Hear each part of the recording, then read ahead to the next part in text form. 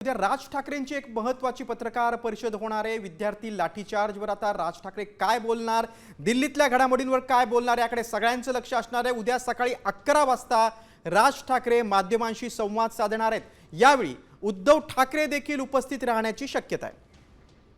आपण अधिक माहिती घेऊ आमचे प्रतिनिधी गिरीश कांबळे यांच्याकडनं। गिरीश, दोन्ही ठाकरे बंधू उद्या 11 वाजता पत्रकार परिषद घेण्याची शक्यता आहे, काय अधिक माहिती?